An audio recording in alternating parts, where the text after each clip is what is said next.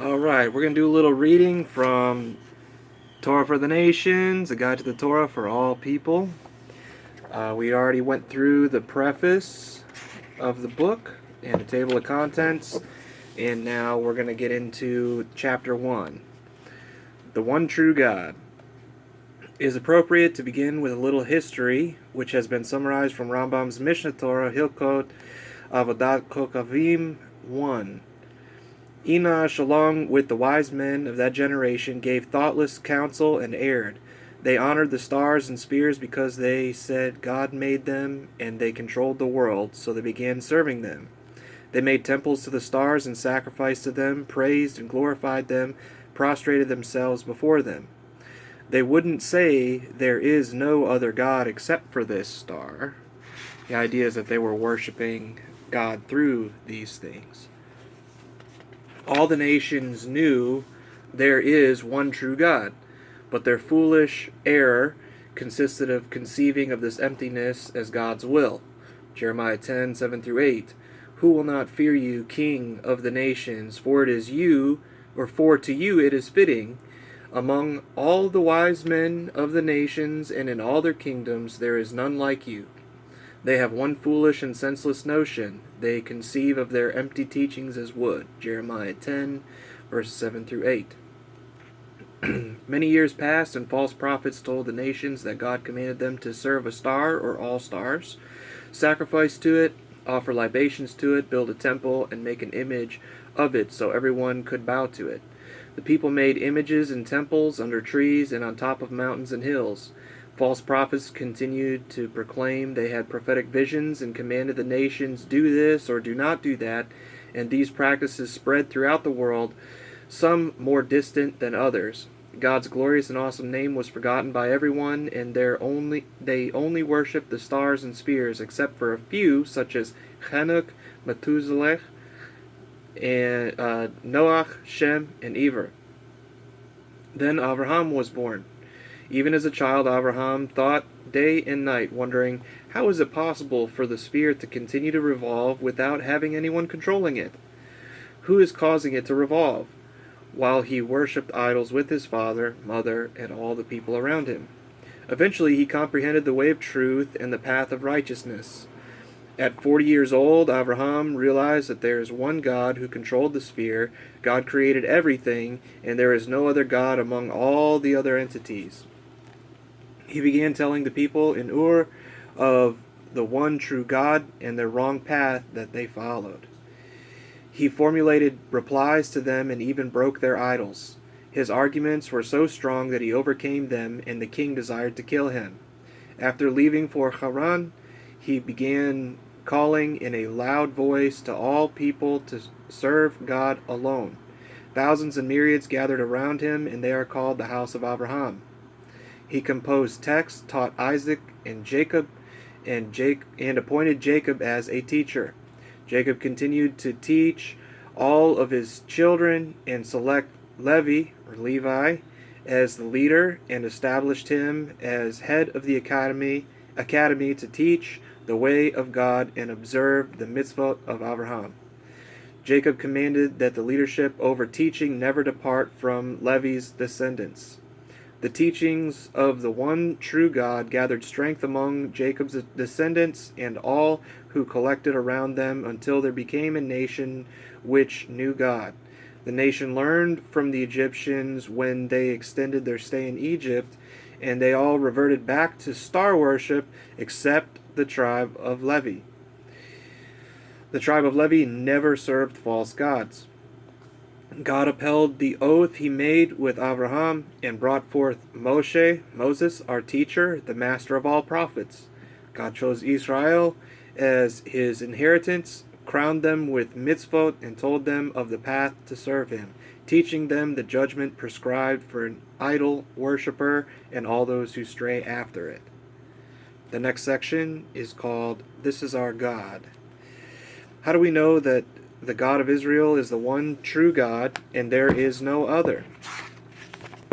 Unlike other religions, the validity of Judaism does not rely on miracles, angels, or the revelation of prophets as the proof that Hashem is the one true God.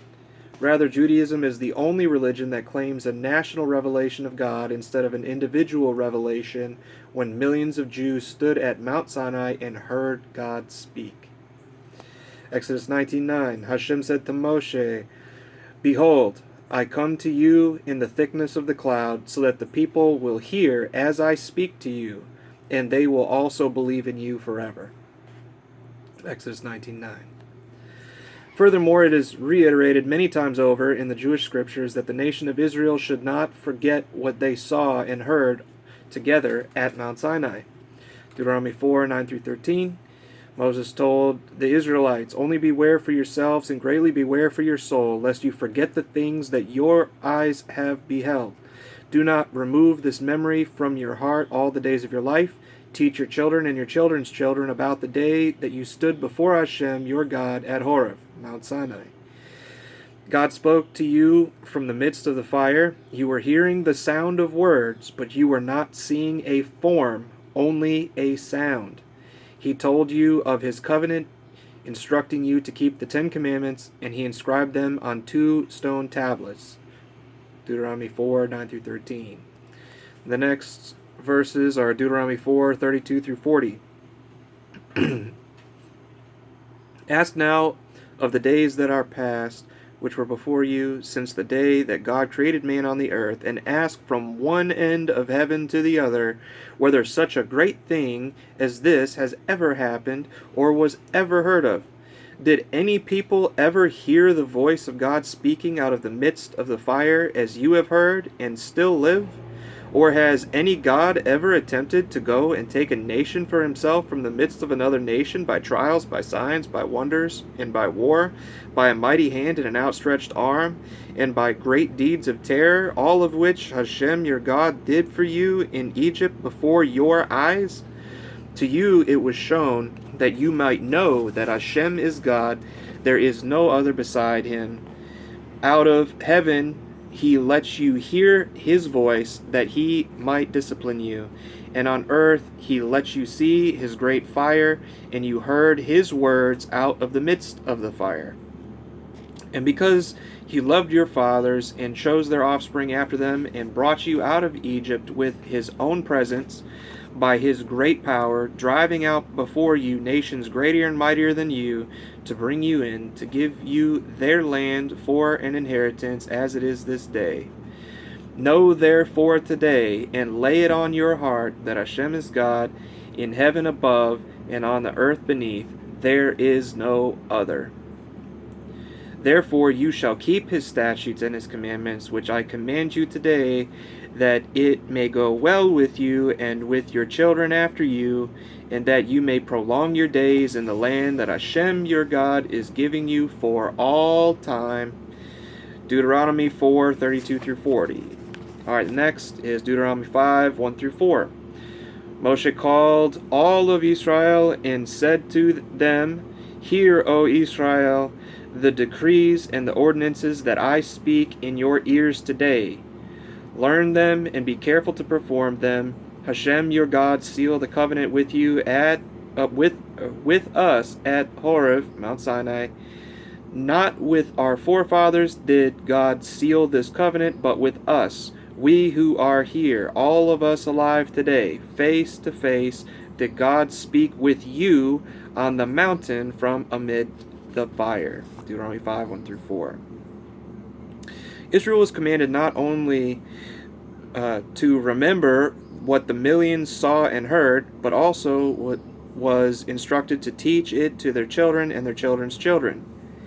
Imagine if you were told right now, remember 5 minutes ago when there was a giant earthquake and God spoke to you out of a pillar of fire in a cloud, in a loud booming voice that millions of people all heard and saw at the same time? You would immediately know it never happened because you were there and didn't witness such a fantastic event. Nobody would follow such a person that made this claim because it is so easy to prove such a false claim. On the other hand, if you really did witness such an amazing event, along with millions of others that witnessed the same thing at the same time in the same place, you would most certainly take heed to remember it. and it would be impossible to convince the whole nation of millions that they didn't witness such an event if it really did happen. This is how the revelation of God in the Torah was given to Israel. No other religion has ever made such a claim or had the millions of witnesses to testify to it. This is not to diminish or undermine the great and wondrous works Hashem has done. There were great and amazing miracles performed by Moshe, our teacher, that the magnitude of which has never been repeated by anyone ever. Angels have visited our prophets. Hashem has defeated great and terrible foes and wiped them from the face of the earth. All of this is true, but we know Hashem is the one true God and no other because of the national revelation of Israel at Mount Sinai. Alright, next section is not with you alone. On the last day of Moses' life, we see a very intriguing verse. Not with you alone do I seal this covenant and oath. I'm making it both with those here today before Hashem our God and also with those not here today. Deuteronomy 29:13. What does it mean, not with you alone, and with those not here today? The Talmud in Shavuot 39a explains that this is in reference to all of the souls of the future converts that were there at Mount Sinai. What's even more interesting is that if we take the last letter from each word in the phrase both with those here, we have the name of the first convert after the exodus from Egypt, Yitro. Even though Israel was the only one to accept the Torah, as a nation, there are individuals among the nations whose souls sought to accept the 613 commandments at Mount Sinai, but were prevented from realizing their aspirations by the refusal of their peers. This is why it is required in Jewish law that the convert to be treated as if he has always been Jewish, never reminding him that he is a convert or treating him differently than any other Jew. It is also forbidden to oppress any foreigner dwelling among Israel, because over and over again Hashem says to remember, you were once slaves in Egypt. So that's the chapter, first chapter from Torah of the Nations, or Torah for the Nations. It's available on Amazon. If this type of thing interests you, there will be more videos to follow, so watch those, but I highly encourage you to get the book. It's full of information, a lot of which is, like for instance, at the end of the chapter, there's true and false. So there's, for this chapter, 16 true and false questions to reinforce the information learned. So get the book, learn, and the following chapters have a lot more concise information. This is kind of just an introductory chapter. Alright, well, shalom, and I hope you all benefited from this video.